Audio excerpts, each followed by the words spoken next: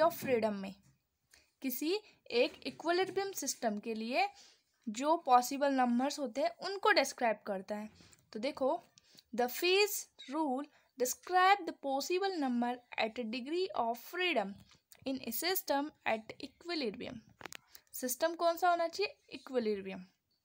ठीक है, इस फेज रूल का जो फॉर्मूला होता है वो होता है F is equal to C minus P plus N, जहाँ एफ क्या होता है? डिग्री ऑफ फ्रीडम, सी होता है कंपोनेंट, पी है फेज एंड एन है नंबर ऑफ एक्सटर्नल पैरामीटर्स। ठीक है, आगे देखिए, degree of freedom are intensive variable.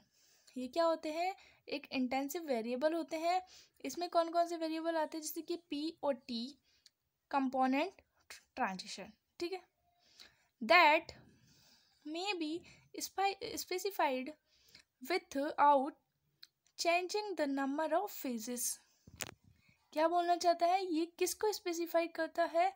Without any change number of phase, मतलब बिना अगर हम नंबर ऑफ फेज को चेंज नहीं करते फिर भी ये स्पेसिफाइड करता है इन वेरिएबल्स को। When F is equal to 0, ये होता है इनवेरिएंट सिस्टम। जब हम एफ बराबर 1 पे पढ़ते हैं वो होता है अनवेरिएंट सिस्टम, और एफ बराबर 2 होता है by variant system. Okay, system कितने प्रकार के हो गए? 3 प्रकार के। अब हम बात करते हैं वन कंपोनेंट के लिए। कंपोनेंट सी को डिनोट किया था। अगर सी बराबर 1 है, ठीक है, तो हमारे पास बचे, हमने बोला था वेरिएबल होंगे कौन से? पी और टी। 2 वेरिएबल्स है, इंटेंसिव वेरिएबल 2। तो यहाँ से अगर n इज इक्वल टू 2, क्योंकि c बराबर 1 है, तो कंपोनेंट से बचे हमारे पास 2 p और t, 2 कंपोनेंट। अब हमारे फॉर्मूला जो है उसमें जैसे ही वैल्यू पुट करते हैं c बराबर 1 और n बराबर 2, देन हमारे पास क्या आ जाता है? यहाँ पे इस पोजीशन में p की वैल्यू हम 1 पुट करेंगे, देन हमारे पास f इज इक्वल टू आता है 2। तो हमने पढ़ा था f इज इक्वल टू 2 किसको बोलते हैं? बाई वेरिएंट सिस्टम को बोलते हैं। ठीक है, आगे देखिए, जब हम बात करते हैं फेज कंपोनेंट कितना है वहाँ पे? 2। जब फेज 2 है और c 1 है और हमारा नंबर ऑफ जो सिस्टम था वो कितना है? 2। मतलब जो ऊपर पट गया था वही है, बट यहाँ पे क्या हुआ? हमने सिर्फ फेज को पहले 1 रखा था, अब फेज को हम 2 रख रहे हैं। ठीक है, तो ये एफ इज इक्वल टू क्या हो जाएगा? 1। इसको बोलते हैं यूनिवेरिएंट सिस्टम। ठीक है, जब हम फेज को 3 रखते हैं तो एफ बराबर 0 आ जाता है। इसको बोलते हैं नॉन वेरिएंट या फिर इनवेरिएंट। आगे बात समझ में? आगे देखिए, अब देखो, हम वन कंपोनेंट की बात कर रहे थे। जितना हमने निकाला है उससे हम ये देखते हैं कि यहाँ पे क्या ग्राफ शो करता है। तो हम प्रेशर और टेम्परेचर P और T के बीच में ही देख रहे थे जैसे। तो P और T के बीच में जब हम ग्राफ बनाते हैं तो ये एक फेज डायग्राम बनता है, वही लिक्विड, वेपर और आइस।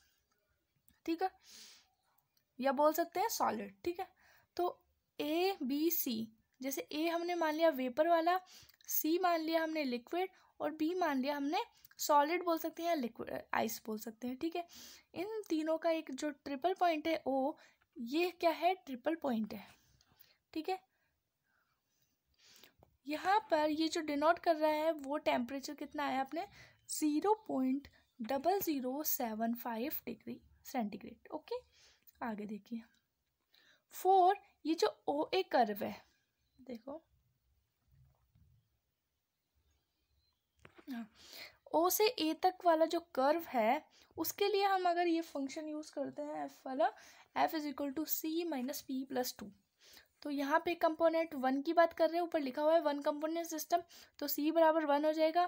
फेज कितने हैं यहाँ पे? 2, क्योंकि जो O से A तक एक फेज में काम नहीं हो रहा है, यहाँ पे 2 फेजेस यूज हो रहे हैं, तो 2।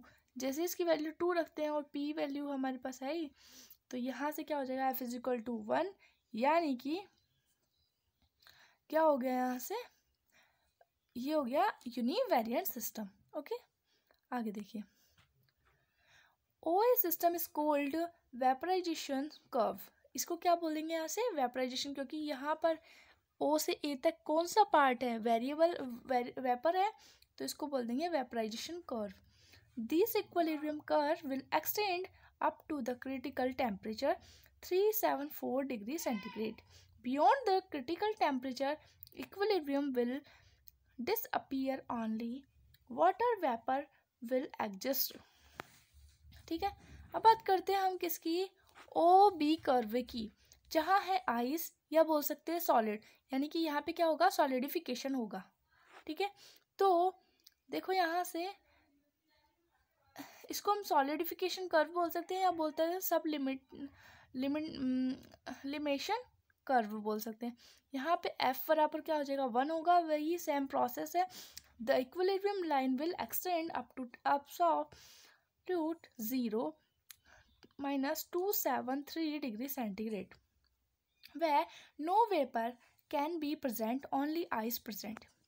सॉलिडिफिकेशन या फिर सॉलिड स्टेट में क्या होता है, सिर्फ सॉलिड होती है, यहाँ पे ना वेपर होता है ना लिक्विड होता है. ओके, आगे बात करते हैं कर्व ओ सी. जो कर्व ओ सी है यहाँ पे सिर्फ लिक्विड है, तो यहाँ पे कौन सा होगा, लिक्विडेशन कर्व. यानी कि आगे देखेंगे हम, देखो इसको बोल सकते हैं मेल्टिंग कर्व बोल सकते हैं, क्योंकि लिक्विड की बात करते हैं, लिक्विड मतलब मेल्ट होना. तो F is equal to 1. The curve is slightly inclined toward pressure exist. These show melting point. At ice decrease, यहाँ पे क्या होती है, आइस डिक्रीज होती है विथ इंक्रीज द प्रेशर. जैसे ही प्रेशर को हम बढ़ाते हैं तो क्या होता है, आइस होती है वो मेल्ट होने लग जाती है, तो उसका फॉर्म हो जाता है लिक्विड फॉर्म में. ठीक है, F is equal to 1. In this transformation of ice to liquid is, जब आइस को हम लिक्विड में चेंज करते हैं तो उसके लिए हमने एक फॉर्मूला लिया है, dp/dt is equal to L/T V2 - V1. ये फॉर्मूला कैसे आया है ये हम आपको आगे बताएंगे, एक पूरा फुल डेरिवेशन है इसका.